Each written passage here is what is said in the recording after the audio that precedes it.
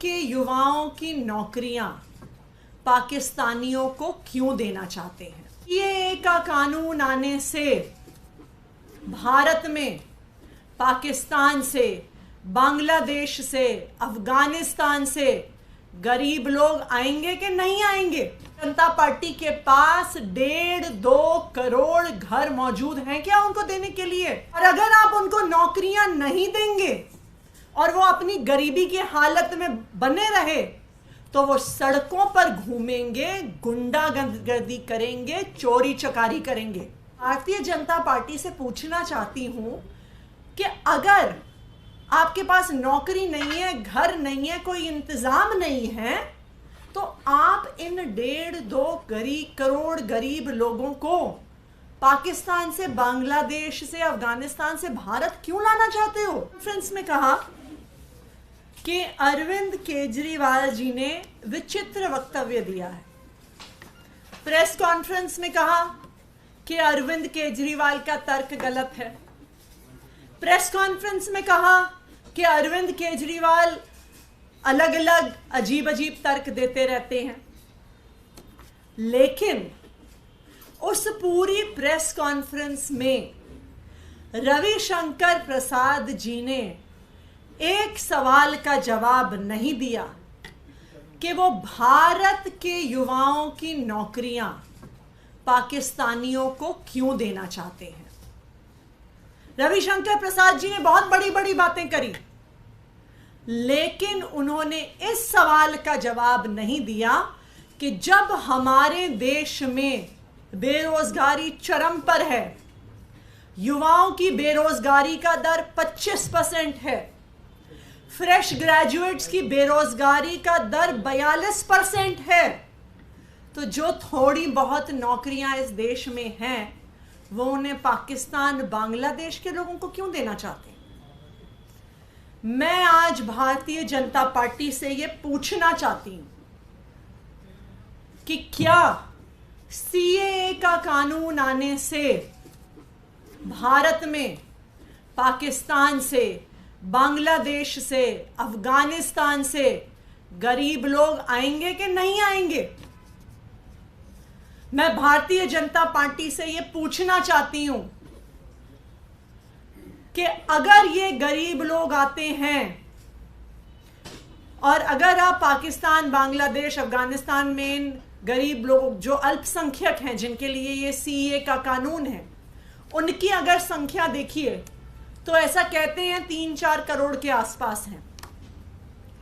तो मैं भारतीय जनता पार्टी से ये पूछना चाहती हूं कि अगर इसमें से 1.5-2 करोड़ लोग भी भारत में आ जाते हैं तो भारतीय जनता पार्टी इन्हें कहां रखेगी?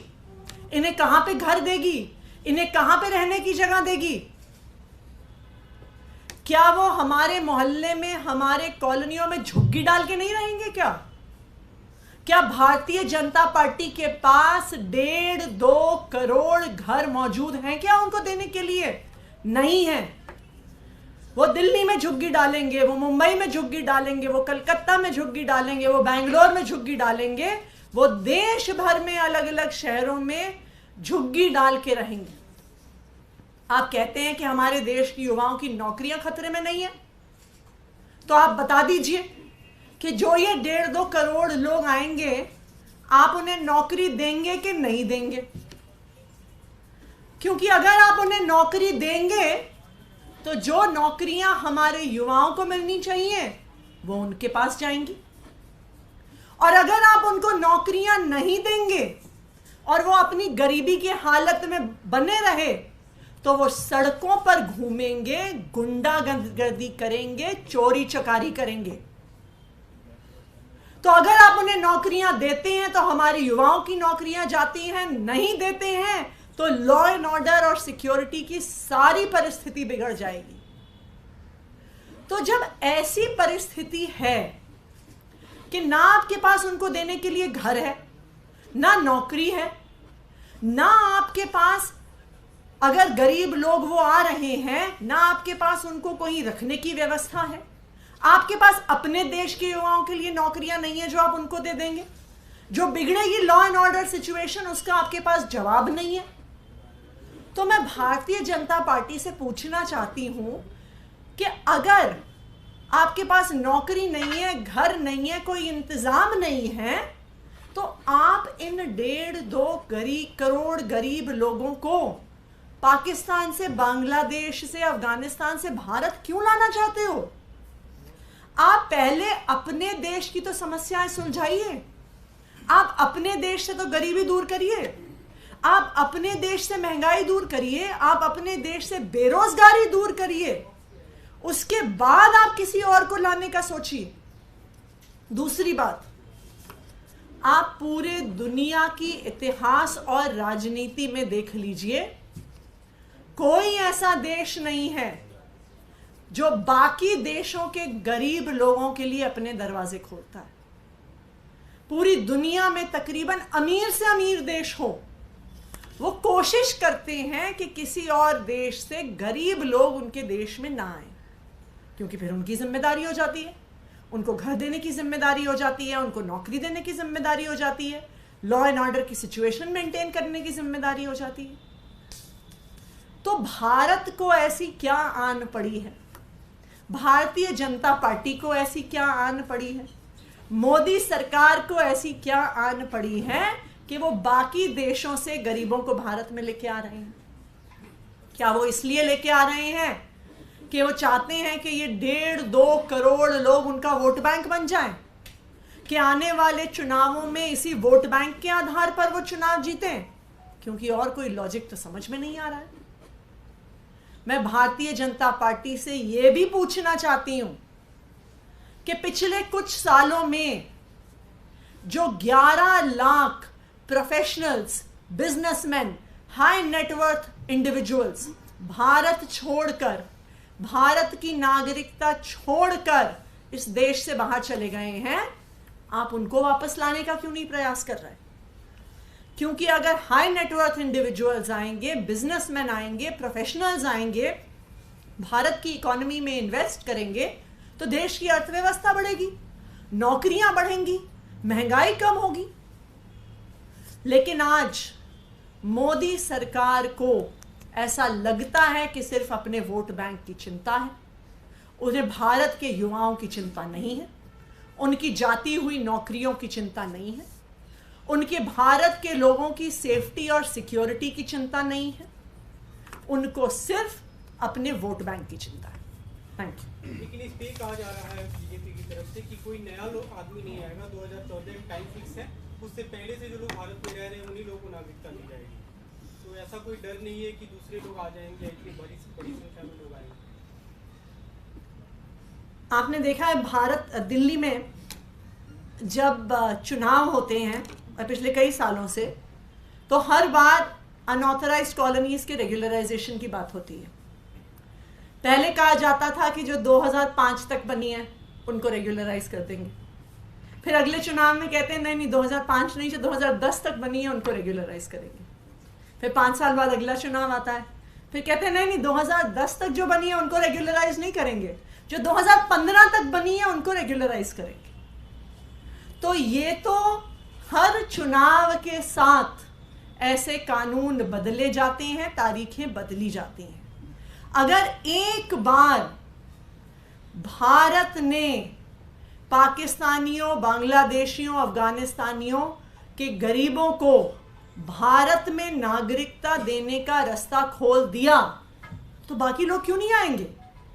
अगर उन्हें पता चल जाएगा कि आज नहीं तो कल हमें भारत में नागरिकता मिल जाएगी, तो वो बॉर्डर पार करके किसी तरीके से आएंगे। वो किसी को पैसे दे के, किसी के ट्रक में बैठ के, किसी के गाड़ी में बैठ के, घुसपैठियों के तौर पे किसी ना किसी तरीके से आएंगे, क्योंकि उन्हें पता है कि आज नहीं तो कल भारत सरकार हमें दे देगी सिटीजनशिप। तो ये तो एक शुरुआत है, जिसमें अभी तक की जो 2014 की डेट दी गई है, 5 साल बाद वो 2014 से 2019 हो जाएगा, 2019 से 2024 हो जाएगा। एक बार इसका रास्ता खुल गया तो चुनाव दर चुनाव में ये क्यों आगे नहीं बढ़ेगी तारीख?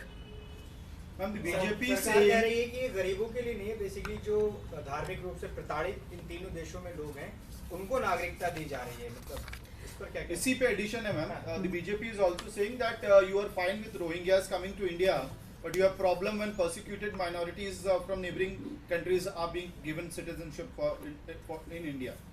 देखिए, चाहे बांग्लादेश हो, चाहे पाकिस्तान हो, चाहे अफगानिस्तान हो, ये तीनों देश बहुत गरीब देश हैं. तो अगर कोई वहां से अपना देश छोड़ के आ रहा है तो ये स्वाभाविक बात है कि वो गरीब ही होंगे. अगर किसी के पास अपना चलता फिरता बिजनेस हो, सब कुछ ठीक ठाक हो, तो कोई अपने देश को आसानी से छोड़ के नहीं आएगा. इसलिए ये स्वाभाविक बात है कि जो आ रहे हैं भारत में वो गरीब ही आ रहे हैं. दूसरी बात, ये भारतीय जनता पार्टी कह रही है, सिर्फ मौखिक तौर से कह रही है कि जिनका रिलीजियस परसिक्यूशन हुआ है. आप कानून उठाइए, कहां पे लिखा है उसमें? कानून में सिर्फ और सिर्फ ये लिखा है कि जो इन तीनों देशों के अल्पसंख्यक हैं उनको भारत की नागरिकता दी जाएगी. तो अगर भारतीय जनता पार्टी बार बार ये कह रही है कि जिनका परसिक्यूशन हो रहा है तो कानून में है क्यों नहीं? इसका मतलब साफ है कि भारतीय जनता पार्टी सिर्फ अपना वोट बैंक बना रही है. उनको कोई चिंता नहीं है कि हमारे देश के युवाओं का क्या होगा, उनकी नौकरियां कहां जाएंगी. उनको कोई चिंता नहीं है कि आज हमारे देश के बाद लोगों के पास रहने के लिए घर नहीं है, लेकिन वो करोड़ों लोगों को और भारत में एंट्री दे रहे हैं. उनको कोई चिंता नहीं है कि जब हमारी कॉलोनियों में, हमारे मोहल्लों में ये लोग आके अपनी झुग्गियां डालेंगे तो लॉ एंड ऑर्डर और सिक्योरिटी का क्या होगा. लेकिन उसके बावजूद अपनी वोट बैंक की राजनीति के लिए भारतीय जनता पार्टी ये करने को तैयार है. मैम, एक और सवाल है चुनाव से जुड़ा हुआ. कैंपेन के लिए कांग्रेस के साथ कोई कोऑर्डिनेशन कमेटी का कोई स्टेटस है, कब तक बनेगी, या चुनाव प्रचार को लेकर कोई रणनीति बनी? अभी कांग्रेस से बातचीत चल रही है. अभी वो अपने बाकी जो राज्यों की टिकट्स वगैरह की प्रक्रिया पूरी कर रहे हैं. मुझे उम्मीद है कि कैंपेन कमेटी जल्द बनेगी.